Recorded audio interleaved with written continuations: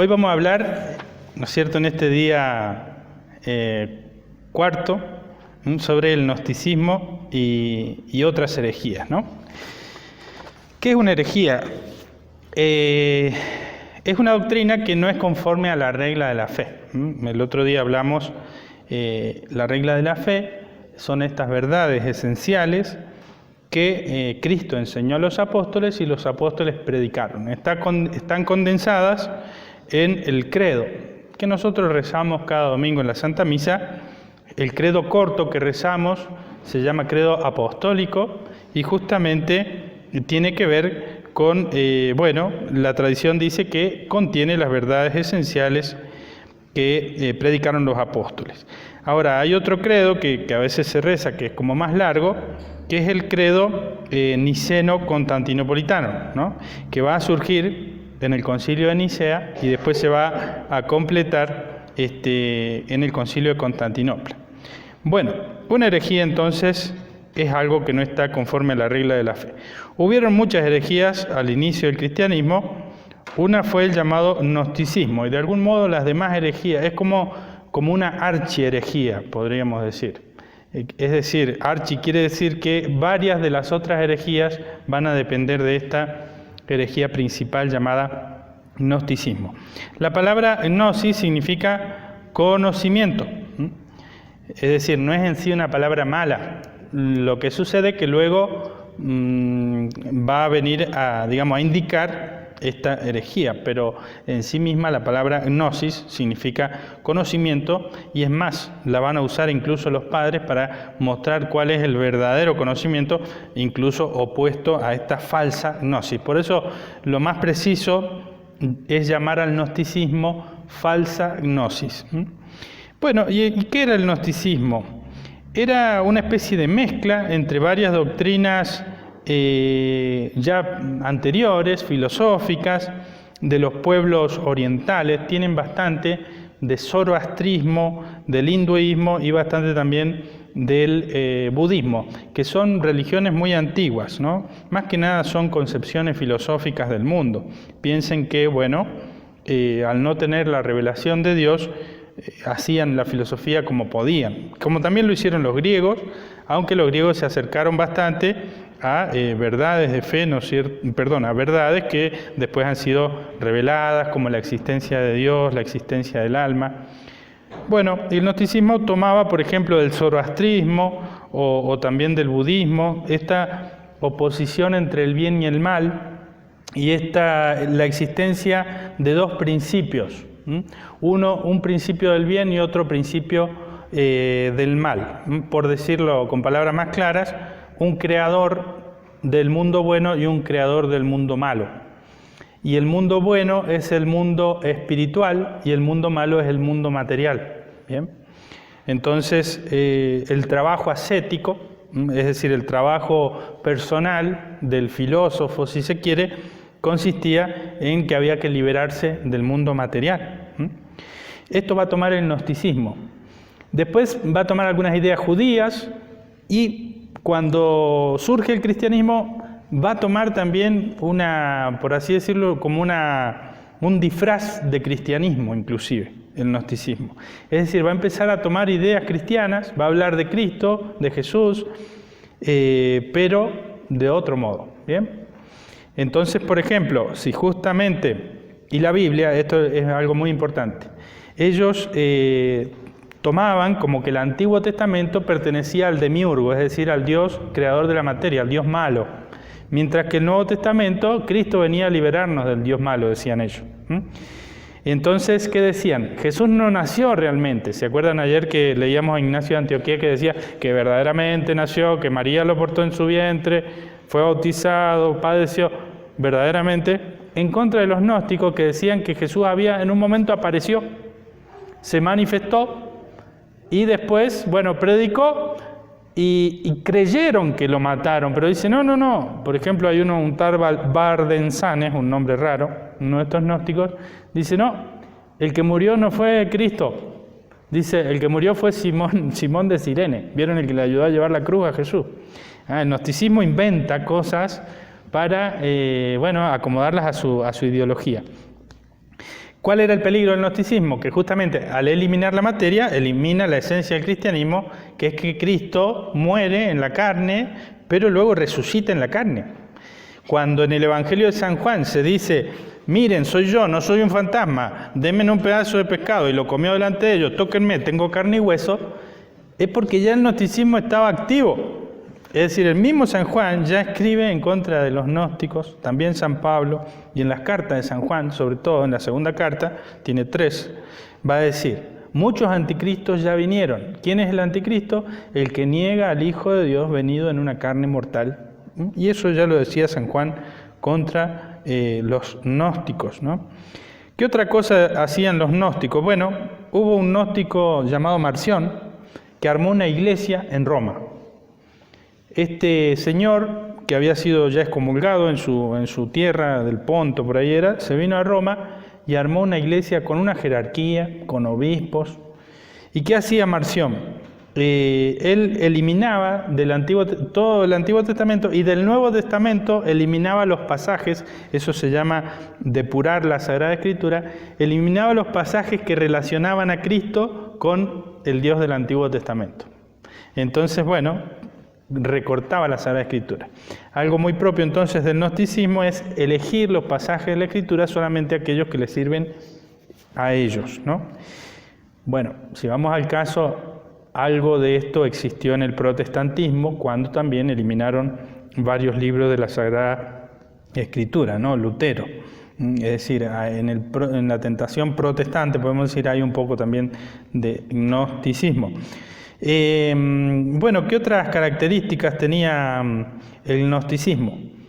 Mientras que la Iglesia era católica, universal, como dijimos ayer, esta palabra la había acuñado también San Ignacio de Antioquía, ellos decían, no, la salvación es para unos pocos, por eso los gnósticos son sectarios, de ahí viene el nombre de secta. Decían ellos, no, todo el populacho va a la Iglesia católica, ¿no? Es decir, el populacho está con los obispos, con los presbíteros, pero si quieren la verdadera doctrina, vengan con nosotros. Entonces, ¿qué hacían los gnósticos? Esto nos lo explicaba un profesor cuando yo estudiaba. Decía, bueno, venían acá los gnósticos a la celebración y a la salida decían, che, esta noche o mañana nos juntamos en la casa de tal y ahí te vamos a enseñar cuál es la verdad. Acá esto es para por decir, para el común de la gente, pero allá aquello es para los iluminados. Se habrán escuchado la palabra Illuminati, viene de acá también, aquello es para los iluminados, esto es para los psíquicos o para los carnales, pero si vos querés ser un iluminado, vení con nosotros. Acuérdense que, por ejemplo, San Agustín anduvo con los maniqueos, y esto le decían los maniqueos. Bueno, después se convirtió, ¿no? Entonces, bueno, se oponen a la jerarquía de la Iglesia. Para ellos no existe la jerarquía de la Iglesia, es más, cada uno de los gnósticos puede ser más que un presbítero, más que un obispo, si ha llegado al conocimiento gnóstico. Bueno, fue condenado varias veces el gnosticismo. Hay un librito por allá en la librería que yo hice y ahí está, las condenas que tuvo el gnosticismo, pero tomó distintas formas. Ya les nombré a Marción. Hubo un tal Valentín, un gnóstico que podemos decir fue el gran teólogo de los gnósticos, que escribió un libro, o varios, pero bueno, al menos en uno, donde él da la teología gnóstica. ¿Y cómo es la teología gnóstica? Mientras que para nosotros Dios es trascendente y se distingue del mundo, y es más, el mal vino de la criatura que rechazó a Dios, los ángeles y luego también los hombres. Los gnósticos dicen no. En el pléroma, que sería el ámbito de la divinidad, tenemos primero, y hablan de una serie de una serie de emanaciones. Primero tenemos al Padre, luego afrónesis, luego, sería prudencia, justicia, son como eones, emanaciones, y por último Sofía. Decía Valentín, como Sofía quiso conocer al Padre, allí pecó, y de esta manera como castigo fue enviada con el Logos a hacer el mundo. ¿Ven qué confusión, no? De Valentín va a decir, mañana vamos a hablar de San Ireneo va a decir de Valentín, dicen cosas similares a las nuestras, hablan parecido a nosotros, se quejan de nosotros porque no nos relacionamos con ellos, dicen cosas muy parecidas a nosotros y sin embargo nosotros los llamamos herejes, dice Ireneo, que fue el primero que, refutó firmemente la herejía gnóstica, como vamos a ver mañana. Y uno de estos era Valentín. Valentín tiene algunas frases que uno podría decir, wow, qué impresionante, y sin embargo se trata de esta herejía gnóstica, por eso confundían mucho.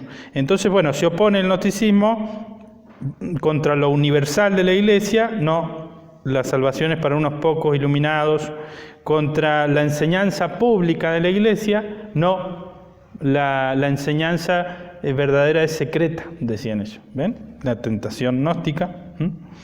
Bueno, hubo otro, entre el siglo II y el siglo IV, hubo algunos personajes, por ejemplo Manes, que él se creyó poseído por Dios, él era como otro Mesías, y se fue a predicar su herejía gnóstica a Oriente, anduvo por Persia. En Persia hizo muchos discípulos, pero en un momento lo meten preso, lo torturan y lo matan. Bueno, los discípulos escribieron la Pasión de Manes, imitando la Pasión de Cristo. Es decir, Manes como si fuera otro Salvador, ¿no es cierto? Pero era un heresiarca gnóstico, ¿no? Después tenemos a Montano, otro, la Nueva Profecía. Montano creía que estaba poseído por el Espíritu Santo y entonces opuso la iglesia del Espíritu a la iglesia jerárquica. Entonces, de vuelta, la iglesia jerárquica es para, el populacho, pero la iglesia del Espíritu es la iglesia de los profetas y es la iglesia entonces en la que se manifiesta la más pura fe. Esa es la tentación del montanismo. Y hubo un escritor eclesiástico antiguo, del cual la Iglesia toma varias cosas, llamado Tertuliano, que terminó siendo montanista. Bueno, ¿qué otras herejías hubo en ese tiempo? Como no se entendía bien todavía la doctrina de la Trinidad o sobre Jesucristo, aparecieron algunas explicaciones, pero que terminaron siendo herejías, como por ejemplo lo que se llamó el monarquianismo o modalismo. En vez de hablar de una Trinidad, Padre, Hijo y Espíritu Santo, van a decir estos, no, Padre, Hijo y Espíritu Santo son nombres del mismo Dios. Entonces, cuando Dios se manifiesta creando es Padre, cuando después se hace hombre para salvarnos es Hijo, pero en realidad van a ver que no se hace hombre. Y cuando después santifica es Espíritu Santo, pero es la misma persona, dice Pablo de Samosata, o también un tal Sabelio. Pablo de Samosata era obispo, era un personaje bastante raro, tenía una corte, vivía como si fuera un rey, andaba por la plaza de la ciudad y se mostraba como un gran filósofo y, escoltado por mujeres, jóvenes, etc. Bueno, pronto lo rajaron, digámoslo como fue. Y también, por su vida moral dudosa y por hereje, justamente por sostener este monarquianismo. Además, Pablo de Samosata decía que Cristo era un hombre al cual Dios había, por así decirlo, poseído. Entonces se llama adopcionismo monarquiano, algo parecido al docetismo gnóstico, donde, justamente para los gnósticos Cristo apareció, pero no era hombre verdadero. Bueno, acá algo parecido, pero se llama adopcionismo, es decir, Dios adopta un hombre al cual lo hace Cristo. Bueno, es otra herejía, tenía dos herejías, una trinitaria y otra cristológica, Pablo de Samosata. Bueno, después hubo otra, podemos decir, explicación no satisfactoria que va a terminar en el arrianismo, que era la explicación de algunos que intentaban explicar la Trinidad y la explicaban separando las personas. Se llamó subordinacionismo. El Padre es más grande que el Hijo y el Hijo es más grande que el Espíritu Santo. Se discute si llegó a ser o no una herejía, porque, como era intentar de explicar, pero luego, con Arrio, en el siglo IV, ahí llegó, sí, ciertamente a ser una herejía, cuando Arrio va a decir el Hijo es una criatura del Padre. ¿Bien? Y acá viene el personaje del cual estamos celebrando hoy la misa, que es San Atanasio. San Atanasio era diácono y ya era un gran teólogo a la época del Concilio de Nicea, en el año 325, donde, bueno, allí se va a determinar que el Hijo no es menos que el Padre, sino que es igual al Padre y es consubstancial al Padre. Y entonces contra Arrio, justamente, que decía que el Hijo era una criatura del Padre. Dice Arrio, hubo un momento en que el Hijo no existía, y entonces si en un momento no existió, en un momento fue creado.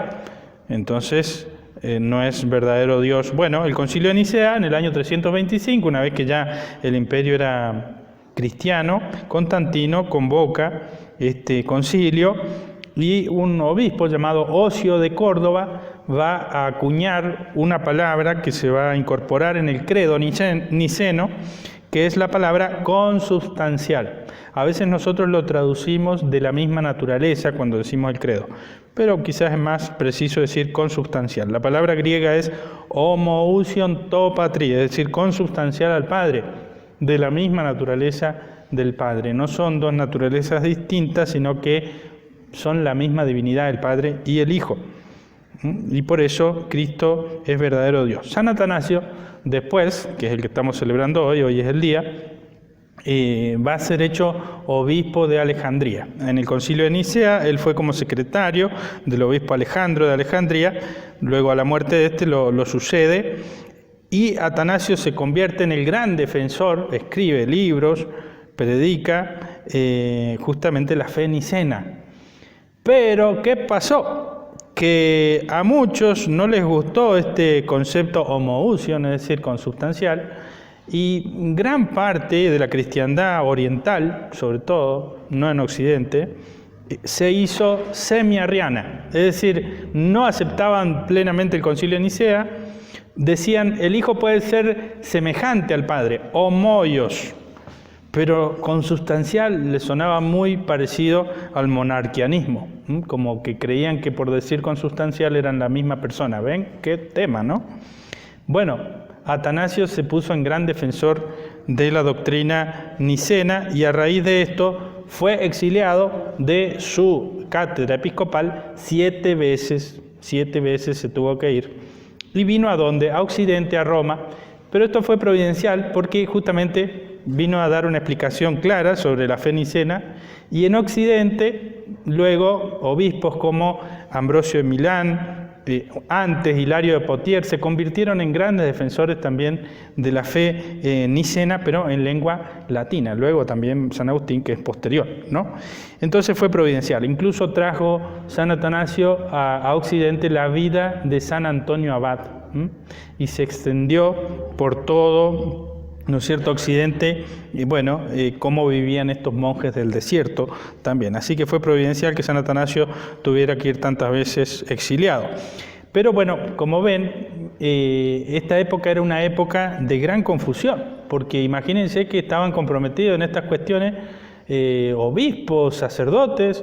Más de la mitad de Oriente se había hecho arriano, y los otros que no eran arrianos eran semi-arrianos. Uno conocido, que era Eusebio de Cesarea, que escribe la primera historia de la Iglesia, era semi-arriano. Después van a venir, como no vamos a hablar más de esto, lo digo hoy, porque nos vamos a quedar nosotros los días que siguen hasta el siglo, antes del siglo IV. Bueno, pero esto ya es durante el siglo IV. Después van a venir estos famosos padres capadocios que se llaman, que son Basilio Magno, Gregorio Nacianceno y Gregorio de Niza, que era hermano de Basilio. Bueno, Basilio va a ser el gran conciliador entre los nicenos y los digamos, que estaban ahí entre medio, que llamábamos semi-arrianos, como era, digamos, bueno, el que dije recién, Eusebio, o que no les gustaba el término consubstancial, pero que tampoco eran arrianos, ¿no? Entonces, Basilio va a ser como el gran obispo conciliador dentro de la Iglesia. Basilio ponía a sus amigos y a su propio hermano en las sedes episcopales para írsela ganando a los arrianos. Y a los que estaban ahí, entonces empezaba a explicar, bueno, está bien, ellos no aceptan consubstancial, pero tampoco son arrianos. Es decir, y le escribía carta a los occidentales, a San Ambrosio y al Papa, para decir, pero miren que no es que sean herejes, pero no les gusta la otra palabra. ¿Bien? Por pocas palabras había grandes divisiones, ¿no? Entonces, bueno, esto nos sirve también por ahí para iluminar el presente. Por ahí alguien me preguntó ayer, padre, lo que estamos leyendo, ¿se puede aplicar al presente? Sí, se puede aplicar, pero cada época de la historia es distinta, ¿no? Y habría que hacer una reflexión del presente que yo no pienso hacer, ¿eh? Pero sí, hay cosas que sí nos sirven y bueno, y hay otras que no se aplican porque por ahí las cosas también han cambiado demasiado. Bueno, ¿qué es lo que tenemos que hacer para no ser herejes? Eso es importante. Permanecer unidos en la fe de los apóstoles y a la jerarquía de la Iglesia. Este es el principio general básico, ¿no? Entonces, bueno, puede haber dificultades, puede haber a veces confusiones, que a veces Dios las permite para purificación de nosotros, para purificación de la jerarquía de la Iglesia, para purificación de la tibieza, de los pastores o de los fieles. Dios permite a veces estas confusiones para que crezcamos en la fe, para que vayamos a lo esencial de la fe. Esto pasó en el pasado y no me cabe duda que pasa también, o ha pasado, o va a pasar en el presente, ¿no? Pero bueno, quedarnos siempre en la fe de los apóstoles, y en la jerarquía legítima que Cristo ha instituido. Bueno, en las demás cosas, que Dios nos ayude, qué sé yo, a veces hay cosas que uno no puede explicar o no puede entender. Bueno, tampoco estamos obligados a entenderlo todo, pero como principio general esto es lo que tenemos que hacer, permanecer firmes en la fe de la Iglesia y firmes, ¿no es cierto?, con la jerarquía de la Iglesia. Me olvidé de nombrar otro cisma que hubo, que fue el cisma donatista, cuando existieron las persecuciones, algunos cristianos habían apostatado, es decir, no aceptaron el martirio y renegaron de la fe. Otros se habían conseguido una declaración jurada como que habían sacrificado a los dioses o a la estatua del emperador, pero era mentira. Eso se llamaban los libellatici. Entonces hubo un sector rígido de obispos y sacerdotes que dijeron no se le puede dar el perdón de los pecados a esta gente. Es tan grave el pecado de apostasía que no tiene perdón de Dios. Y bueno, y ahí tuvieron que reflexionar. Uno de esos que reflexionó fue Cipriano de Cartago, con el obispo, con el papa, que en este momento no me acuerdo si era Seferino. Bueno, ¿y qué determinó la Iglesia? Si hay un verdadero arrepentimiento, sí se puede conceder el perdón incluso a los que han apostatado, si realmente están arrepentidos, hacen penitencia. Entonces, los que no aceptaron que pudiera haber penitencia del pecado de apostasía son los llamados donatistas o rigoristas, a los cuales se va a enfrentar después también San Agustín. Y San Agustín, justamente, su vida había sido una vida bastante licenciosa hasta los 30 años. Bueno, él por experiencia sabía que Dios era misericordioso porque lo había sido con él y le había tenido paciencia. Bueno, entonces San Agustín también va a defender esto. Y por último, termino con esta herejía a la cual también se enfrenta San Agustín, que es el pelagianismo. Pelagio, un monje irlandés, también rigorista podríamos decir, decía que podíamos ser buenos sin la gracia de Dios.